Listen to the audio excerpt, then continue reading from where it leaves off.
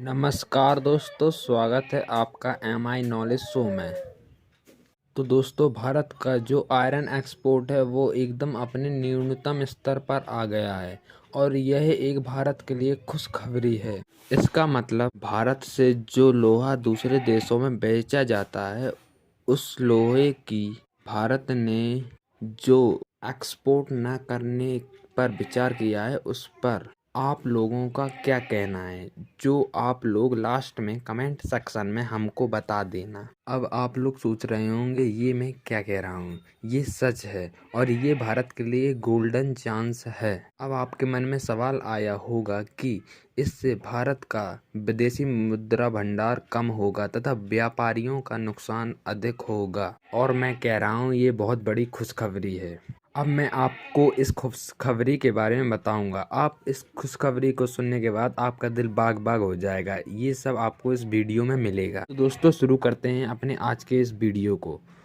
दुनिया की चाहे जितनी बड़ी अर्थव्यवस्था हो, उसकी मूलभूत इकाई होती है इंफ्रास्ट्रक्चर। अगर कोई देश अपने देश में इंफ्रास्ट्रक्चर को सही नहीं करेगा, ब्रिजेज नहीं बनाएगा, नए नए मॉल्स बिल्डिंग्स नहीं बनाएगा, तो उसकी अर्थव्यवस्था एकदम चौपट हो जाएगी। लेकिन भारत की अर्थव्यवस्था जैसे धीरे धीरे बढ़ रही है, उससे भारत के इंफ्रास्ट्रक्चर पर बहुत प्रेशर आ रहा है। इसलिए भारत को जल्द से, और इसके लिए सबसे ज़रूरी एलिमेंट होता है स्टील, कच्चा लोहा, जिससे कच्चे लोहे से बाद में स्टील बनाई जाती है। और स्टील की भारत को इस समय सबसे अधिक ज़रूरत है।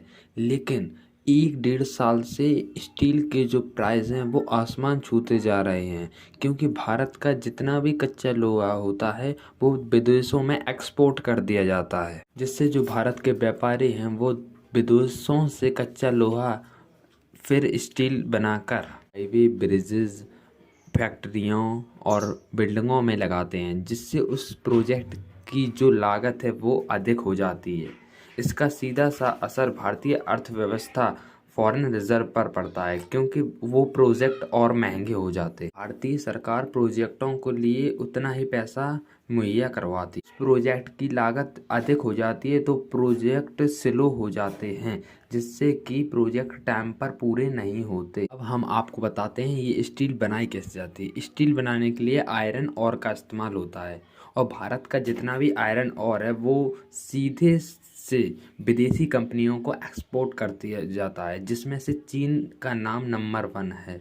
इसी वजह से भारत की जो कंपनियां हैं वो आयरन ओर को विदेशों से इंपोर्ट करती हैं, जिससे उनको उसका खर्चा अधिक आता है। ये कैसी बात हुई कि भारत की कंपनियों को भारत का आयरन ओर नहीं मिल रहा है? इसका ये कारण है कि चीन में सबसे ज़्यादा इंफ्रास्ट्रक्चर प्रोजेक्ट चल रहे हैं, जो वो विदेशों से आयरन ओर महंगी कीमतों पर ज़्यादा इंपोर्ट करता है। इस आयरन ओर के लिए चीन ज़्यादा से ज़्यादा कीमत देकर उसको खरीद लेता है, और चीन भारतीय मार्केट से आयरन ओर खरीद के ले जाता है। और मार्केट में भी जो चीज़ कम होती है उसके प्राइस आसमान छूने लगते हैं। कि कुछ कंपनियां विदेशों से आयरन ओर को महंगे दामों में नहीं खरीद सकती, लेकिन कुछ कंपनियां खरीदती हैं तो उनको लागत अधिक आती है, जिससे प्रोजेक्ट का जो प्राइस रहता है वो 2 गुना 3 गुना बढ़ जाता है। इसी को रोकने के लिए भारत सरकार ने आयरन ओर पर जो एक्सपोर्ट ड्यूटी है उसको करीब 50 से 55 रुपये बढ़ा दिए। इसका मतलब ये है, अगर कोई देश 100 रुपये में 1 किलो आयरन ओर खरीदता था, अब उसको 155 रुपये में 1 किलो आयरन ओर मिलेगा, जिससे जो चीन आयरन ओर खरीदता है उसको वो काफ़ी हद तक ज़्यादा महंगा पड़ेगा।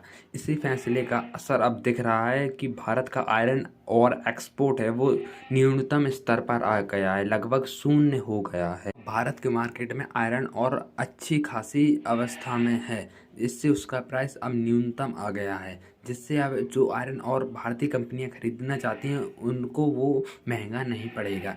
इससे भारत का इंफ्रास्ट्रक्चर और तेज़ी से बढ़ेगा। ऐसे ही नॉलेजेबल वीडियो देखने के लिए हमारे MI नॉलेज शो को सब्सक्राइब करें एंड बेल आइकन प्रेस करें। जय हिंद, जय भारत।